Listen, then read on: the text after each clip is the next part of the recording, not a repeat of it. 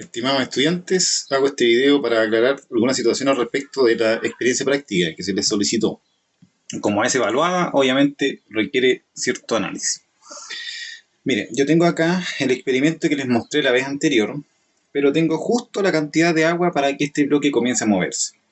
De hecho, voy a agregar una pequeña vibración, no voy a agregar más agua, porque yo ya tengo la cantidad necesaria y se mueve.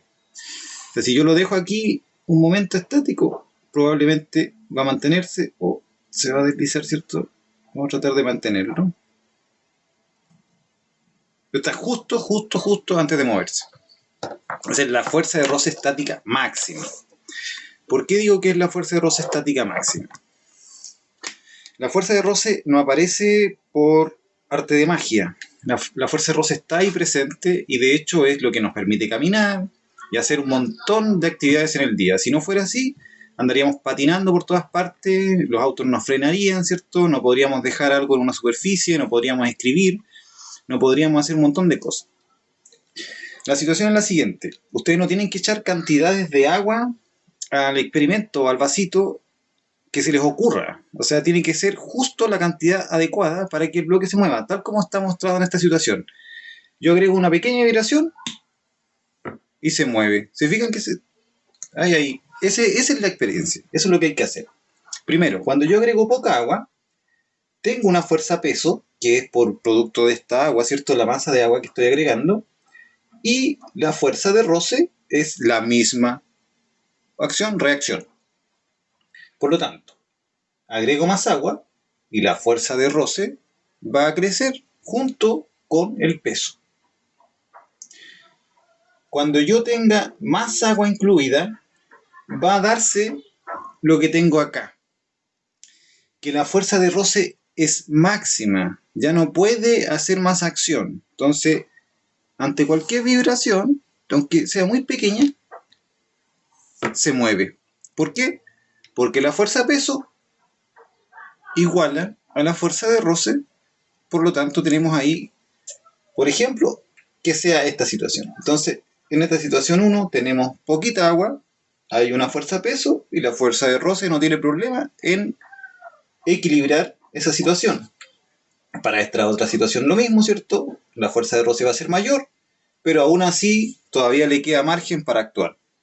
En la tercera situación tenemos, por ejemplo, acá ya el movimiento inminente. ¿Qué es lo que estamos buscando? El movimiento inminente, tal como la situación que estoy mostrando ahí. Si yo no agrego una pequeña vibración, el bloque no se mueve. ¿Se fijan? ¿Se mantiene ahí? Eso es lo que tienen que mostrar. Ya.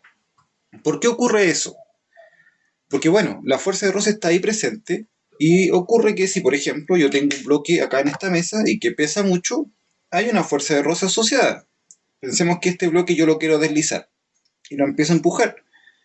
Mi fuerza, la fuerza que estoy ejerciendo sobre este bloque, contrarresta la fuerza de roce y me permite moverlo. Pero tengo que ejercer fuerza, no se da así, ¿no? La fuerza de roce está presente ahí, entre las superficies en contacto. Es contraria al sentido, ¿cierto?, de movimiento relativo entre las superficies. O sea, ¿hacia dónde se tendría que mover este cuerpo? Hacia acá, ¿cierto? Es contrario, en sentido contrario. ¿Por qué tenemos que determinar o por qué hacemos este experimento? Porque la fuerza de roce dice, como en su estudio, que se da una fuerza de roce máxima y que la podemos calcular con una fórmula. La fuerza de roce estática máxima va a ser igual al coeficiente de roce estático por la normal. Esa es la fórmula. Pero tenemos que tener una coeficiente, o sea, una fuerza de roce estática máxima. No es cualquier fuerza de roce. Para determinar el coeficiente estático, de roce estático, tenemos que estar en presencia de esa fuerza. Por eso el experimento, y de esa manera. ¿Se fijan? Yo agrego una pequeña vibración y empieza a moverse. Está en el movimiento inminente. La fuerza peso entonces es capaz de contrarrestar a la fuerza de roce estática. Ya, si hacemos un diagrama de cuerpo libre, lo que tienen que hacer ustedes, ¿cierto?, para analizar cualquier situación de fuerza, decimos que hay una fuerza normal, una fuerza peso, una fuerza de tensión, que es lo que empuja, ¿cierto? No sé, o que es la cuerda, ¿cierto? Pero que está sujetando este vaso que hace que esta tensión se produzca. Y la fuerza de roce, obviamente, estática, porque nos está moviendo, que está ahí actuando, ¿cierto? Hasta que se empieza a mover. Y ahí estamos en presencia de la fuerza de roce estática máxima. Eso lo tienen que tener muy claro. Eso estamos buscando, una fuerza de roce estática máxima. ¿Cuándo entonces ocurre? Bueno, cuando tenemos esta situación. Entonces yo, aquí en mi experimento, determiné o medí la cantidad de agua que es necesaria y son 10 ml. Dijimos que eso eran 10 gramos, ¿cierto? Porque ahí hay un sentido de igualdad. Y en el sistema internacional de medida no se ocupan los gramos, se ocupan los kilogramos, ¿cierto? Para pasar 10 gramos a kilos, bueno, decimos, ¿cuántos gramos hay en un kilo? Queremos que se vaya los gramos, ¿cierto? Entonces decimos que en un kilogramo hay 1000 gramos. Multiplicamos esto. Tenemos que se irían estos términos y quedaría el kilo. El 10 lo tenemos que dividir por 1000 y quedaría entonces nuestra expresión. Si por ejemplo nosotros acá hacemos esto, tenemos que ese 0 sería con este 0, ¿cierto? Tenemos dos ceros, se corre entonces 1, 2, sería 0,01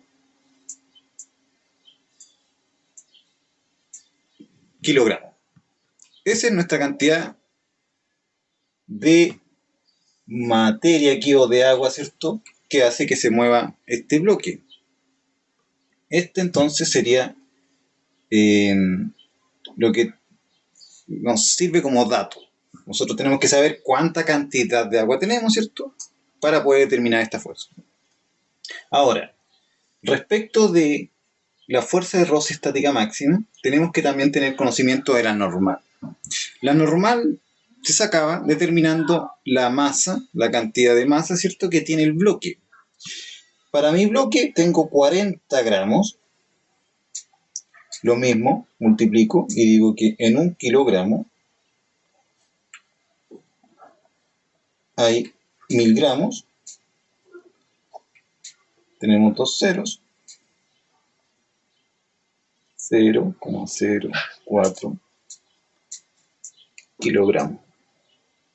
Eso tiene de masa mi bloque.